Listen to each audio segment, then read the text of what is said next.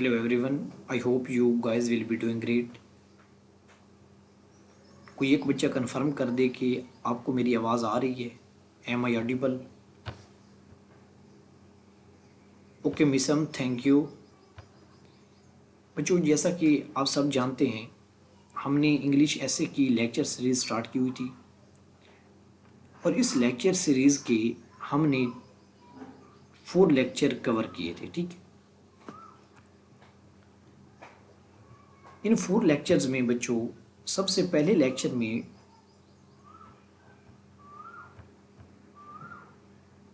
हमने जो first lecture था हमारा, उसमें हमने पढ़ा था टॉपिक को इंटरप्रेट कैसे करते हैं.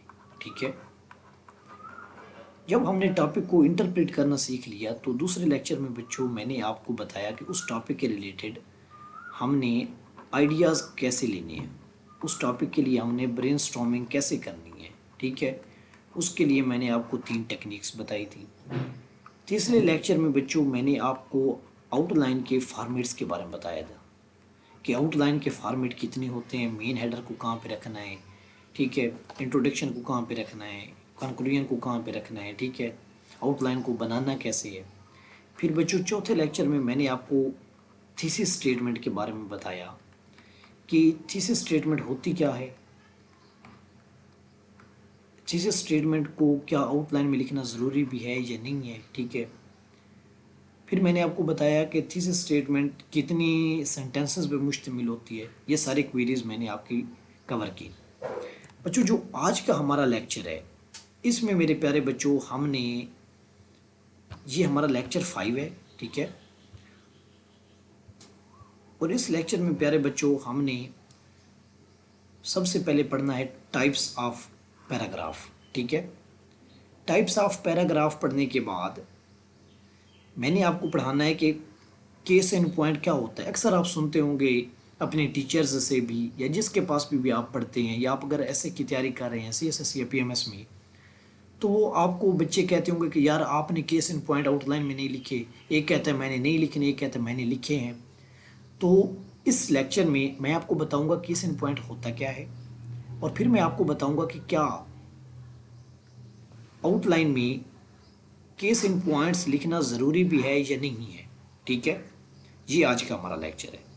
तो बच्चों आए स्टार्ट करते हैं विदाउट एनी डिले, आपका टाइम वेस्ट किए बगैर. अगर आपको मेरी आवाज़ नहीं आ रही होगी तो आप में से कोई बच्चा मुझे बता देगा कि सर आवाज़ नहीं आ रही आपकी. ठीक है, ओके बच्चों स्टार्ट करते हैं. बच्चों, हमारा लेक्चर सबसे पहले जो पार्ट है इस लेक्चर का वो है types of paragraph. Types of paragraph कितनी होती हैं CSS या PMS के ऐसे को लिखते वक्त, हमें कितनी टाइप के, कितनी अकसाम के पैराग्राफ लिखने होते हैं. ठीक है बच्चों, 2 अकसाम के पैराग्राफ होते हैं हमारे पास. ठीक है, एक को बोलते हैं बेटा यूजुअल पैराग्राफ्स. ठीक है, और दूसरे को बोलते हैं अनयूजुअल पैराग्राफ. ठीक है बच्चों, यूजुअल पैराग्राफ, इनको बोलते हैं अनयूजुअल पैराग्राफ. ठीक है बच्चों, आगे इनकी डिटेल्स पढ़ने से पहले मैं आपको दोबारा अपने तीसरे लेक्चर में सिर्फ 2 मिनट के लिए लेके जाना चाहता हूँ, क्योंकि अगर आप उस लेक्चर को थोड़ा सा रिवाइज नहीं करेंगे तो आपको ये समझ नहीं आएगा. कैसे बच्चों? बच्चों मैंने आपको तीसरे लेक्चर में बताई थी कि आउटलाइन कैसे बनाती है. ठीक है, एक अच्छी सी आउटलाइन कैसे बनाते हैं. ठीक है, मैंने आपको बताया था आउटलाइन बनाते वक्त बच्चों आपने सबसे पहले जो हेडर देना है वो देना है जी इंट्रोडक्शन का, इंट्रो का. ठीक है, जब आपने ये हेडर दे लेना है उसके बाद आपने जो आपका टॉपिक है उसके रिलेटेड जो हेडर है वो देना है. ठीक है, फॉर एग्जांपल इधर आया हुआ था टॉपिक, आपको उसने दिया इम्पैक्ट्स ऑफ गवर्नेंस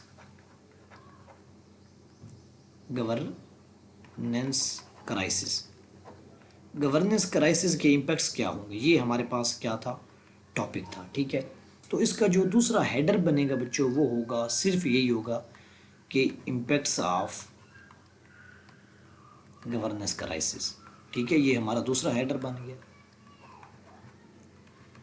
अब मैंने बच्चों आपको बताया था कि जो हमारा ऐसे होता है उसमें एक मेन हेडर भी बन सकता है, दो भी बन सकते हैं, तीन भी बन सकते हैं। ठीक है, अगर यहाँ पे आता causes and impacts of governance crisis तो फिर पहला हेडर हमारा आता काजेज ऑफ गवर्नेंस क्राइसिस, फिर जो दूसरा हेडर आगे आता वो आता इम्पैक्ट्स ऑफ गवर्नेंस क्राइसिस। तो इस टॉपिक में उसने हमसे सिर्फ पूछा है इम्पैक्ट्स, तो हम क्या लिखेंगे, इम्पैक्ट्स ही लिखेंगे। ठीक है, कैसे बच्चों?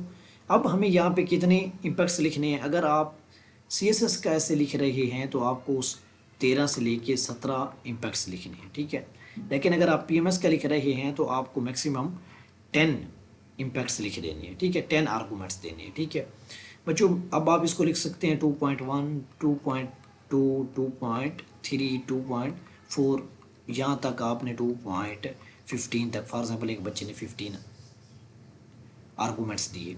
ठीक है, इम्पैक्ट्स ऑफ गवर्नेंस क्राइसिस पे। जो तीसरा आपका हेडर आएगा मेरे प्यारे बच्चों, वो आएगा कंक्लूजन का। ठीक है, कुछ बच्चे यहाँ पे कहेंगे कि मैं तीसरा हेडर सोल्यूशन का बनाता हूँ, फिर चौथा हेडर जो है वो कंक्लूजन का बनाऊंगा। तो बच्चों जब उसने आपसे सोल्यूशन पूछे नहीं है तो आपको लिखने की ज़रूरत नहीं है, क्योंकि मैं बार बार अपने लेक्चर में कहता हूँ कि जो CSS का ऐसे है ये रेलिवेंसी के अकॉर्डिंग होता है। जितना आप रेलिवेंट रहेंगे उतना एग्जामिनर आपसे कोऑपरेट करेगा, जो पेपर चेक करने वाला है वो आपसे कोऑपरेट करेगा। ठीक है, तो बच्चों मैंने इम्पैक्ट्स ऑफ गवर्नेंस क्राइसिस में मैंने आपको बताया कि हमारे पास कितने हेडर बने, 3 बने। एक इंट्रो का बना, एक बना इम्पैक्ट्स ऑफ गवर्नेंस क्राइसिस का, और एक कंक्लूजन का। इस इम्पैक्ट्स में हमने कितने इम्पैक्ट्स लिखने हैं बच्चों? 13 से 17 लिखने हैं या 15 लिखने हैं, जो भी आप लिख लें। ठीक है, तो हमने यहाँ पे 15 क्या दे दिए, इम्पैक्ट्स बता दिए। अच्छा बच्चों, अब मैं आपको दोबारा अपने लेक्चर की बैक साइड पे लेके चलता हूँ। अगर आप गौर से देखें, ये हमारा है इंट्रो और ये है हमारा कंक्लूजन। ठीक है, समझ आ रही है? तो बच्चों जो इंट्रो और कंक्लूजन को लिखने के लिए हम पैराग्राफ का स्ट्रक्चर फॉलो करते हैं, वो मेरे प्यारों बच्चों वो होता है अनयूजुअल पैराग्राफ। ठीक है, ये जब हम आगे निकलेंगे, आगे पढ़ेंगे तो मैं आपको बताऊंगा वो कैसे लिखना है।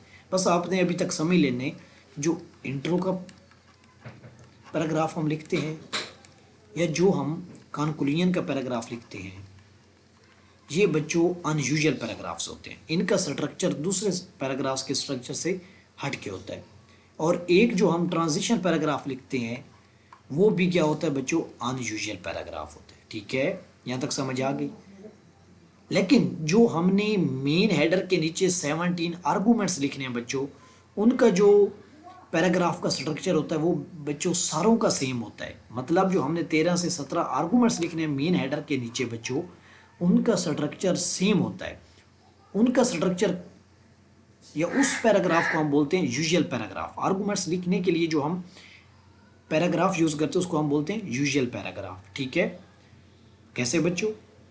यूजुअल पैराग्राफ को आप दूसरा नाम दे देते हैं बॉडी पैराग्राफ। क्या देते हैं बच्चों?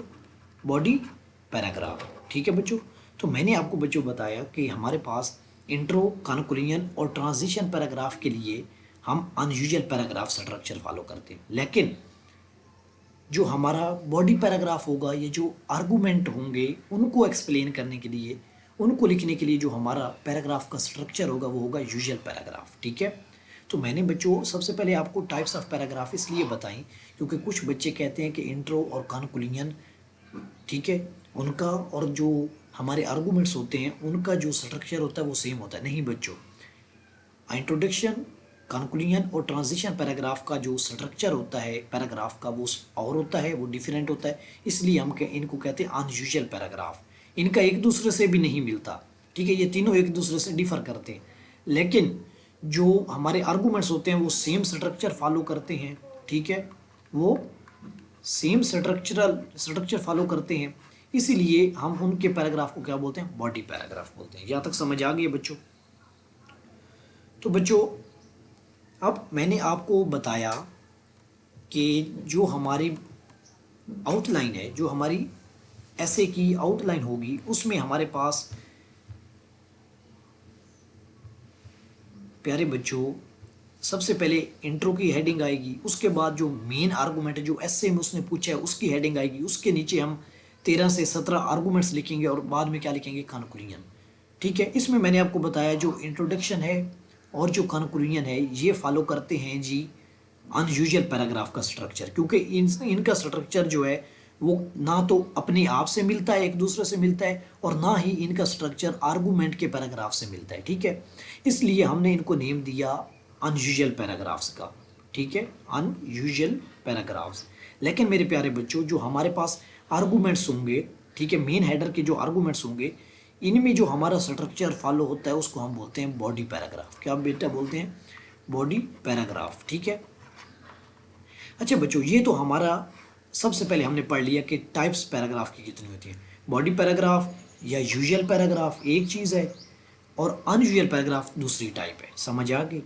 अच्छा बच्चों, अब हमने समझना है, ये तो हमारा हो गया। अब हमने सबसे पहले समझ लेना है केस इन पॉइंट क्या होता है। जो बॉडी पैराग्राफ की राइटिंग है ये मैं आपको बाद में समझाऊंगा। बॉडी पैराग्राफ राइट कैसे करना है, अनयूजुअल या यूजुअल कैसे राइट करना है, ये बात की बात है।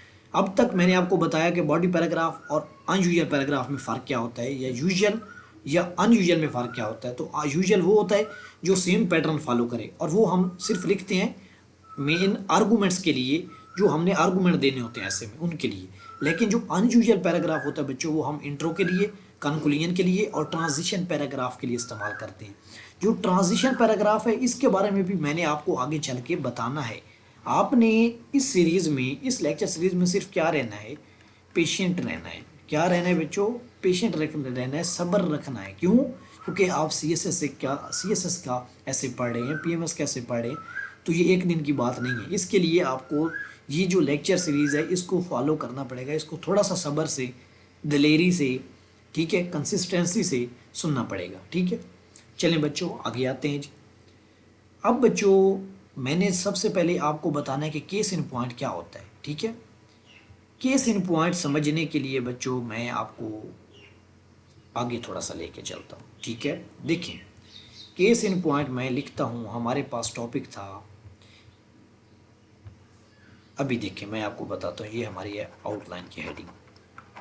ठीक है, यहाँ पे मेरे प्यारे बच्चों आ गया इंट्रोडक्शन की हेडिंग। ठीक है, यहाँ पे मेरे प्यारे बच्चों दूसरी हेडिंग आ गई,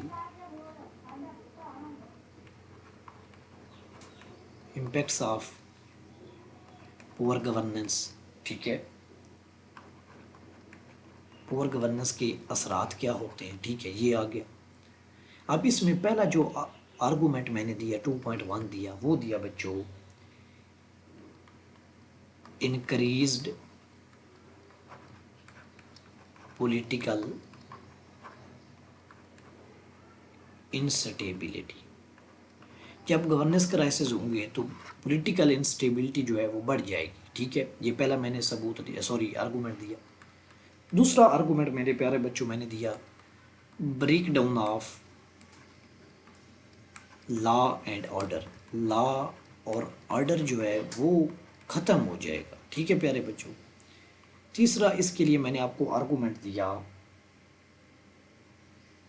इकोनॉमिक ग्रोथ जो है वो रुक जाएगी। इकोनॉमिक ग्रोथ जो है वो क्या हो जाएगी, रुक जाएगी। अगर पुअर गवर्नेंस होगी तो इकोनॉमिक ग्रोथ नहीं होगी। गवर्नेंस जब नहीं होगी, जब इंतज़ाम ही नहीं हो पाएगा तो कैसे इकोनॉमिक ग्रोथ होगी। Economic growth hampers due to corruption होगी। जब पुअर गवर्नेंस होगी तो क्या होगी, करप्शन होगी ना।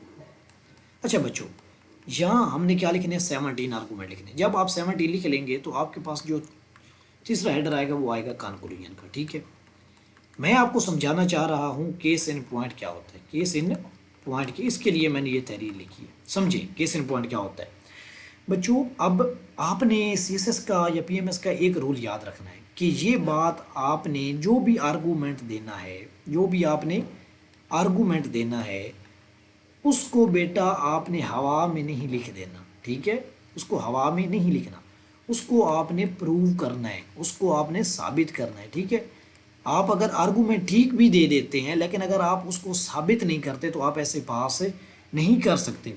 मतलब क्या है बेटा, मतलब ये है कि जो भी आपने आर्गूमेंट देना है, जो भी बात करनी है, उस बात को साबित करना है। साबित करने के लिए आपको क्या देना पड़ेगा? एविडेंस देना पड़ेगा, सबूत देना पड़ेगा। ठीक है, आप सबूत के लिए मेरे प्यारे बच्चों कोई भी बात कर सकते हैं। आप कोई कोटेशन लिख सकते हैं, किसी बंदे का कॉल लिख सकते हैं, कोई हिस्टोरिकल फैक्ट लिख सकते हैं। ठीक है, कोई आप मैथमेटिकल फैक्ट लिख सकते हैं। ठीक है, आप हिस्ट्री से कोई वाकया उठा के लिख सकते हैं। तो आपने जो भी आर्गूमेंट देना है उसको बेटा आपने प्रूव करने के लिए एविडेंस देना है, तब जाके आपका जो ऐसे है वो ठीक होगा। समझ आ रही है? वो कैसे, वो मैं आपको समझाता हूँ। फॉर एग्जांपल मैंने ये लिखा कि पुअर गवर्नेंस का इम्पैक्ट ये है जी कि increase political instability, political instability बढ़ जाती है। ये बात तो बिल्कुल ठीक है, लेकिन अब एग्जामिनर ने मुझे क्या कहा है? उसने कहा है कि आपने एनालिसिस भी करना है और क्या देना, आर्गूमेंट भी करना है और एविडेंस भी देना है। ऐसे में आपने एविडेंस देना होता है, सबूत पेश करना होता है। तो बच्चों पॉलिटिकल इंस्टेबिलिटी बढ़ जाती है, ये हमने पढ़ा। लेकिन आपने इसकी कोई एग्जांपल देनी है कि कोई ऐसा कंट्री जहाँ पे पुअर गवर्नेंस की वजह से पॉलिटिकल इंस्टेबिलिटी बढ़ी है, उसकी मिसाल लिखनी। ठीक है, या आप इसके लिए कोई हिस्ट्री में जाके कोई बात बता दें। तो इसके लिए जो मैं एविडेंस यूज़ करूँगा वो मैं कह सकता हूँ कि हमारे पास जो अरब स्प्रिंग मूवमेंट थी, क्या बेटा, अरब स्प्रिंग मूवमेंट जो थी, जो कि 2011 में हुई थी, वो किसकी वजह से हुई थी? पुअर गवर्नेंस की वजह से हुई थी, और उसकी वजह से पॉलिटिकल इंस्टेबिलिटी आई थी। और ये क्या है? इसकी एग्जांपल है। तो बच्चों अपने आर्गूमेंट को प्रूव करने के लिए, अपने आर्गूमेंट को प्रूव करने के लिए जो हम सबूत देते हैं वो बेटा हमारा क्या होता है? केस इन पॉइंट होता है। क्या होता है बेटा? Case in point. ठीक है, समझ आ रही है? अभी समझाता हूँ, आगे समझाता हूँ। Break down of law and order. Poor governance का दूसरा बड़ा जो इम्पैक्ट होगा, असर होगा, वो क्या होगा कि जो लॉ एंड ऑर्डर है, कानून जो है वो टूट जाएगा, कानून को कोई फॉलो ही नहीं करेगा। ठीक है, लॉ रहेगा ही नहीं। तो अब मिसाल दें कि कौन सा ऐसा कंट्री है जिसमें पुअर गवर्नेंस की वजह से लॉ एंड ऑर्डर जो है वो ब्रेक हो रहा है। ठीक है, तो इसकी आपके पास केस इन पॉइंट बन सकता है कि मिडल ईस्ट में, ठीक है, मिडल ओवरथ्रोइंग ऑफ गवर्नमेंट, ओवरथ्रोइंग ऑफ, जगह काम है इसलिए मैं थोड़ा लिख रहा हूँ, ओवरथ्रोइंग of governments in middle east. Middle east में गवर्नमेंट्स की जो तब्दीलियां हुई हैं वो किस वजह से हुई हैं? लॉ एंड ऑर्डर नहीं था, क्योंकि पुअर गवर्नेंस थी, उसकी वजह से लॉ एंड ऑर्डर नहीं था। राइट्स हुए, फसाद हुए, जिसकी वजह से क्या हुआ? गवर्नमेंट्स जो है वो टुप्पल हो गई। ठीक है, आगे चलते हैं। मैंने आपको बताया पुअर गवर्नेंस की वजह से क्या होगी? करप्शन होगी, और करप्शन की वजह से इकोनॉमिक ग्रोथ होगी। ये मेरा तीसरा आर्गूमेंट था। मैंने बात तो कर दी। एग्जामिनर कहता है बच्चे ये सबूत दे, उस सबूत को हम बोलते हैं केस इन पॉइंट। कोई केस इन पॉइंट बता, कोई एविडेंस बता। तो इसका बच्चों एविडेंस ये है कि जो जिम्बाब्वे है, ठीक है, जिम्बाब्वे, वहाँ पे क्या है? वहाँ पे पुअर गवर्नेंस है, पुअर गवर्नेंस की वजह से करप्शन है, और करप्शन की वजह से क्या हो गया है? इकोनॉमिक ग्रोथ जो है वो रुकी पड़ी है। तो ये इसकी एग्जाम्पल है, ये इसका एविडेंस है। समझ आ रही बच्चों? तो बच्चों मैं आपको बताना ये चाह रहा था, ठीक है, कि हमारे पास जब भी, मैंने आपको एक बार मैं रिपीट करता हूँ, ठीक है, आप समझे बात को। मैंने आपको बताया कि CSS ऐसे में हमने आउटलाइन बनानी है। ठीक है, उस आउटलाइन में हमने बेटा आर्गूमेंट्स लिखने, अपनी बात को साबित करने के लिए हमने क्या देने हैं? आर्गूमेंट्स देने हैं। ठीक है, यहाँ तक आपको पता चल गया। आर्गूमेंट्स कितने देने? 13 से 17 आर्गूमेंट्स देने हैं। लेकिन उन आर्गूमेंट्स को बेटा देने तो है, लेकिन उन आर्गूमेंट्स को हमने प्रूव करने के लिए, साबित करने के लिए मेरे प्यारे बच्चों क्या देना है? एविडेंस देना है। क्या देना है बच्चों? एविडेंस। एविडेंस की 47 कैटेगरीज हैं। वो कोई फैक्ट हो सकता है, वो कोई किसी फेमस बंदे की कटिशन हो सकती है, ठीक है, वो कोई कोल हो सकता है, कोई सिंग हो सकता है, कोई मैथमेटिकल फैक्ट हो सकता है। समझ आ रही है बच्चों? कोई हिस्टोरिकल फैक्ट हो सकता है, कोई आप एनालॉजिकल स्टेटमेंट बना सकते हैं। ठीक है, तो मेरे प्यारे बच्चों जब भी आपने ऐसे लिखना है, उसके लिए आपने आउटलाइन तो बनानी है। आउटलाइन में आप क्या लिखते हैं? आर्गूमेंट्स लिखते हैं। अपने मेन हेडर के नीचे 13 से 17 आर्गूमेंट लिखते हैं। ठीक है, जितने मेन हेडर होंगे उसमें आप डिवाइड करेंगे। मैंने आपको तीसरे लेक्चर में बताया है। आप आर्गूमेंट्स तो देंगे, लेकिन उन आर्गूमेंट्स को बेटा आपने क्या करना है, प्रूव करना है, साबित करना है। उनको साबित करने के लिए मेरे प्यारे बच्चों आपके पास क्या होना चाहिए, एविडेंस होना चाहिए। अगर आप खाली लिख देंगे कि पॉलिटिकल इंस्टेबिलिटी बढ़ जाती है, जी बढ़ जाती है, उसको भी पता है कि पॉलिटिकल इंस्टेबिलिटी बढ़ जाती है। जब पुअर गवर्नेंस होगी तो क्या होगा, लोग एक दूसरे से लड़ेंगे ना। लेकिन आपने क्या देना है, उसको एग्जाम्पल्स से, एविडेंस से बात को समझाना है, बात को प्रूव करना है। ठीक है, आपने 13 से 17 आर्गूमेंट लिखे हैं, तो आपके मेरे प्यारे बच्चों कितने, चलें ये मैं आपको बाद में बताता हूँ। ठीक है, 13 से 17 आर्गूमेंट लिखे हैं, तो आपने हर आर्गूमेंट में क्या देना है, एविडेंस देना है। ठीक है, क्या देना है बच्चों, एविडेंस देना है। लेकिन अब सवाल पैदा होता है, एविडेंस तो आप देंगे, ठीक है देंगे, क्या केस इन पॉइंट आउटलाइन में लिखना है या बॉडी पैराग्राफ में आगे जाके लिख सकते हैं। जब हमने ऐसे लिखना स्टार्ट करना है तो क्या हमने जो केस इन पॉइंट है आउटलाइन में ही लिखना है, जो हमने आर्गूमेंट दिया उसके नीचे लिखना ज़रूरी है या नहीं है। सवाल ये है, ये देखिए आपका मेन आर्गूमेंट है, ये मेन आर्गूमेंट के नीचे आपका एविडेंस है, ये आपका मेन आर्गूमेंट है, ये उसका क्या है, एविडेंस है। ये आपका मेन आर्गूमेंट है, ये उसका क्या है, एविडेंस है। अब सवाल पैदा होता है कि ये जो हमारे एविडेंसेस हैं, ये आर्गूमेंट्स के नीचे आउटलाइन में लिखना ज़रूरी है या नहीं है। ठीक है, दोबारा रिपीट कर रहा हूँ, ये जो हमारे पास एविडेंस हैं, एविडेंस हैं जो हमारे पास, ये जो हमारा एविडेंस है, ये एविडेंस है, ये एविडेंस, क्या ये आर्गूमेंट के नीचे आउटलाइन में लिखना ज़रूरी है। तो बच्चों इसका जवाब है यूअर विल, आपकी मर्जी, आपका जो दिल करे आप वो कर सकते हैं। आप लिख दें, वेल एंड गुड है, अच्छी बात है। अगर नहीं लिखते तो भी इसका कोई इफेक्ट नहीं पड़ेगा। अगर आप एविडेंस आउटलाइन के नीचे लिख देते हैं, बहुत अच्छी बात है। अगर आप नहीं लिखते तो भी नो प्रॉब्लम, फिर भी आप ऐसे पास कर सकते हैं। फिर आपने एविडेंस कहाँ पे लिखना है, फिर प्यारे बच्चों आपने एविडेंस लिखना है बॉडी पैराग्राफ में। क्यों प्यारे बच्चों, क्योंकि मैंने आपको बताया कि जो हमारे आर्गूमेंट्स के लिए हम पैराग्राफ का स्ट्रक्चर फॉलो करते हैं उसको हम बोलते हैं बॉडी पैराग्राफ, और बॉडी पैराग्राफ को हम यूजुअल पैराग्राफ भी बोलते हैं। तो प्यारे बच्चों मैं अब आपको एक और बात समझाना चाहता हूँ, ठीक है, कि बॉडी पैराग्राफ में अब मैंने आपको बता दिया कि हमारे जो केस इन पॉइंट होगा वो आउटलाइन में हम लिखें या आउटलाइन में केस इन पॉइंट लिख दें तो भी कोई मसला नहीं है, अच्छी बात है, अच्छा इंप्रेशन जाएगा। नहीं भी लिखेंगे तो कोई मतलब कि नुकसान नहीं हो जाएगा, फेल आप नहीं होंगे। ठीक है, तो अब सवाल पैदा होता है कि जो हमारे एविडेंस है वो लिखने तो हैं, लिखने ज़रूरी हैं, लेकिन आउटलाइन में लिखें या ना लिखें ये आपकी मर्ज़ी है। बॉडी पैराग्राफ में या यूजुअल पैराग्राफ जो मैंने आपको बताया है उसमें लिखना ज़रूरी है। बॉडी जो पैराग्राफ है उसमें आपको लिखना एविडेंस ज़रूरी है। ठीक है, अब बच्चों शुरू करते हैं। हमारे पास ये क्या है, अब बॉडी पैराग्राफ में आपने एविडेंस कैसे लिखना है ये हम समझते हैं।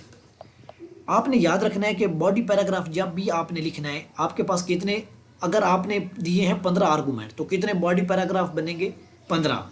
अगर आपने दिए हैं 16 आर्गूमेंट्स तो आपके पास बॉडी पैराग्राफ कितने बनेंगे, 16। अगर आपने 19 आर्गूमेंट्स आपने दिए हैं तो आपके पास बॉडी पैराग्राफ कितने बनेंगे, 19 बनेंगे। ठीक है, तो अब बच्चों आपने याद रखना है कि जितने बॉडी पैराग्राफ होंगे, लेकिन आपको पता होना चाहिए कि 17 से ज़्यादा आर्गूमेंट नहीं देने, क्योंकि पेपर लिखा ही नहीं जाता, कंप्लीट भी नहीं होता। अब जब भी आपने बॉडी पैराग्राफ लिखना है तो आपने कितने, हर बॉडी पैराग्राफ में एक एविडेंस भी देना है। ठीक है, अब समझिए, एक आर्गूमेंट, ठीक है, एक बॉडी पैराग्राफ होगा। ठीक है, 1 आर्गूमेंट 1 बॉडी पैराग्राफ। ठीक है, और उसके लिए हमें एविडेंस भी कितना चाहिए, 1 एविडेंस।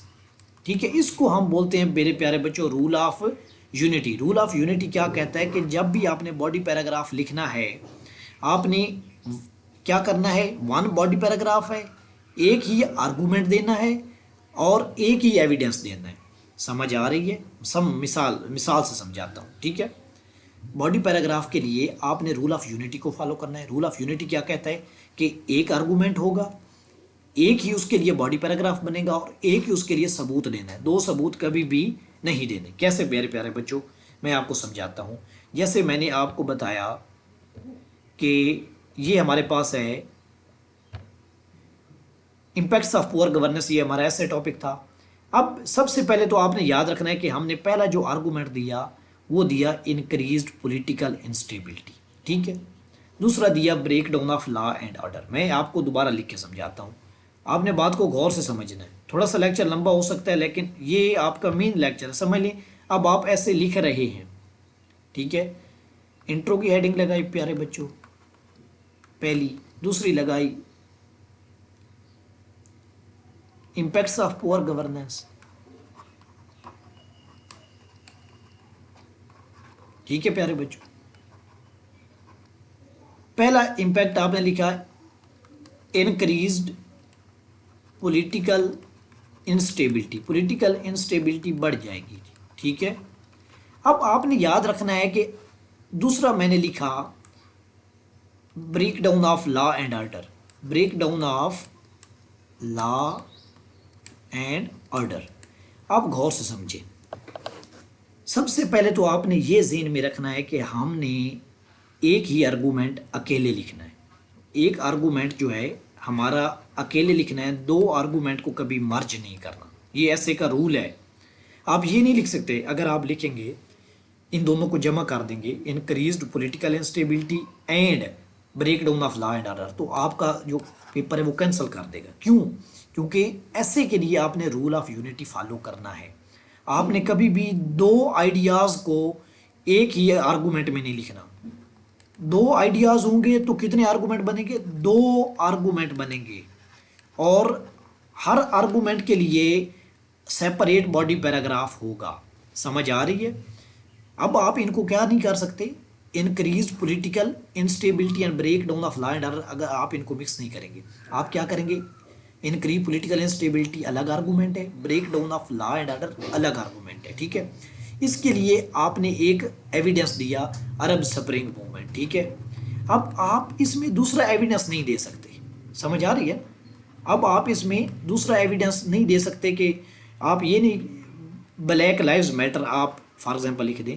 अगर आप दो एविडेंस देंगे तो वो आपका ऐसे क्या करेगा प्यारे बच्चों? रिजेक्ट करेगा। क्या करेगा? रिजेक्ट करेगा, क्योंकि उसने आपको कहा है कि प्यारे बच्चों, मैं दोबारा रिपीट कर रहा हूँ, मुझे लगता है कि जब तक बच्चे समझे नहीं मुझे सुकून नहीं आता। मैंने आपको प्यारे बच्चों बताया कि जब भी आपने मेन हेडर के नीचे आर्गूमेंट्स देने हैं, 13 से 17 आर्गूमेंट्स होंगे, उनके लिए जो आपका स्ट्रक्चर फॉलो होता है पैराग्राफ का, बॉडी पैराग्राफ का, वो होता है बच्चों यूजुअल पैराग्राफ वाला। क्या होता है बच्चों? वो हमने आगे पढ़ना स्ट्रक्चर कौन सा होगा, लेकिन यूजुअल पैराग्राफ वाला स्ट्रक्चर हम फॉलो करते हैं।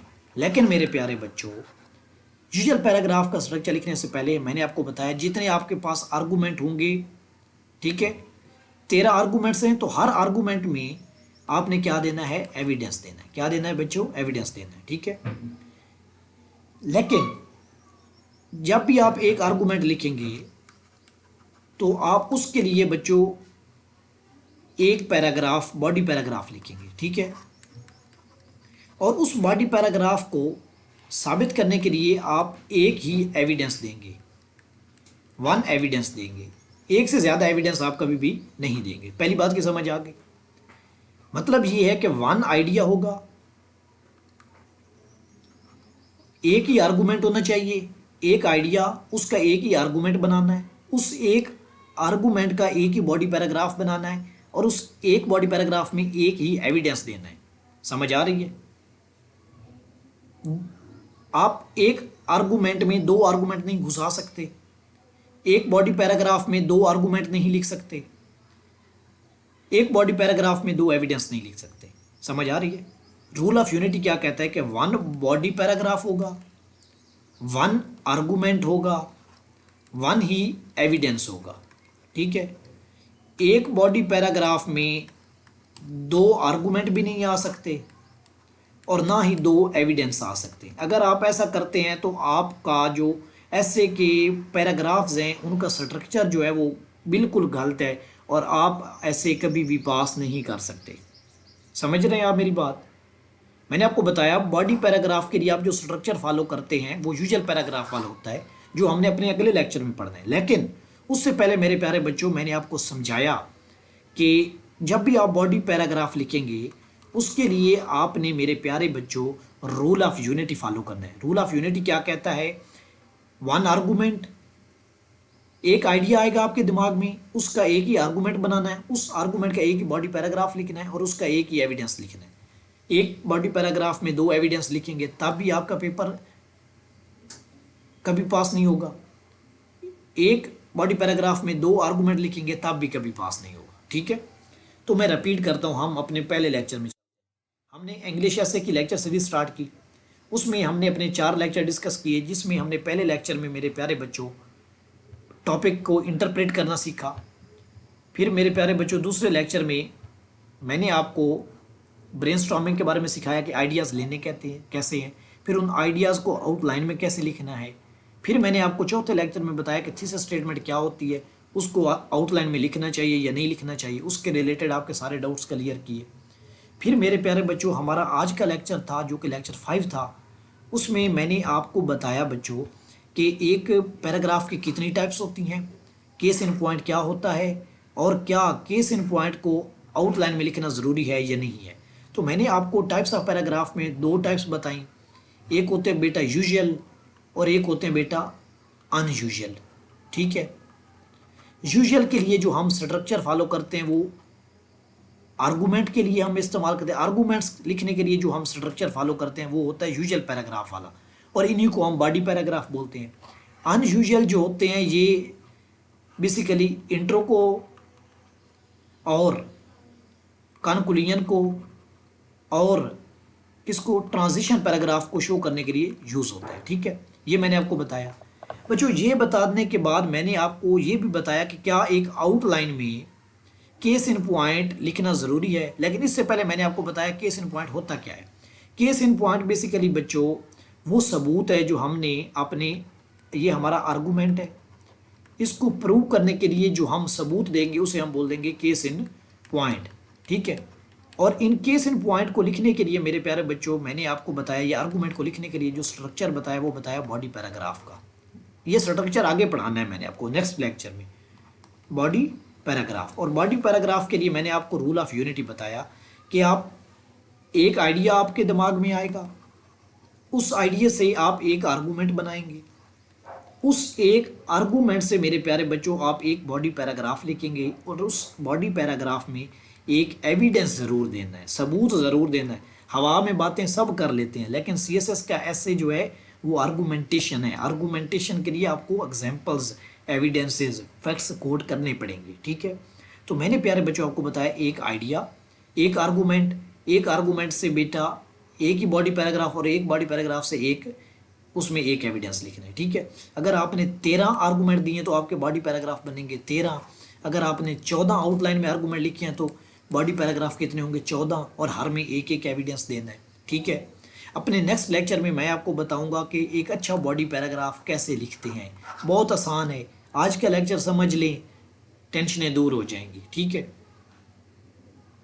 बच्चों, अगर आप हमारी इस लेक्चर सीरीज़ में इनरोल होना चाहते हैं, आप कभी भी हमारा ये लेक्चर देख रहे हैं, आप 2026 में देख रहे हैं, 2027 में, 28, 29 में देख रहे हैं, तो आप हमारे इस व्हाट्सएप नंबर पे राब्ता करके हमारे सेशन में इनरोल हो सकते हैं। ठीक है, 0349188577 ठीक है।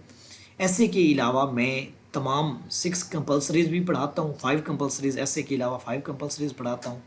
प्रेसी हो गई, जीएसए हो गया, Pakistan affair, current affair, Islamic studies सब पढ़ाता हूँ। उसके अलावा ऑप्शनल्स में मेरे प्यारे बच्चों में पॉलिटिकल साइंस पढ़ाता हूँ, पब्लिक एड पढ़ाता हूँ, उसके बाद क्रिमिनोलॉजी पढ़ाता हूँ, पंजाबी पढ़ाता हूँ मेरे प्यारे बच्चों। पंजाबी के बाद मेरे प्यारे बच्चों मैं आपको इन्वायरमेंटल साइंस भी पढ़ाता हूँ। ठीक है, जुड़े रहेंगे तो सीखेंगे, कंसिस्टेंसी रखनी है, सब्र रखना है। ये ऐसे की लेक्चर सीरीज़ जो है आपको यूट्यूब चैनल पे कहीं भी अवेलेबल हो इस तरह की, तो आप मुझे बता सकते हैं। अगर आपको कोई एकेडमी में इस तरह टीचर मेहनत करके पढ़ाता है तो भी आप मुझे बता सकते हैं। क्यों? क्योंकि वहाँ पे लोगों के पास टाइम ही नहीं है। आप हमारा सेशन ज्वाइन कर सकते हैं। सेशन ज्वाइन करने के लिए आप इस नंबर पर रब्ता कर सकते हैं 0349188577 1। Thank for watching. अल्लाह हाफिज़।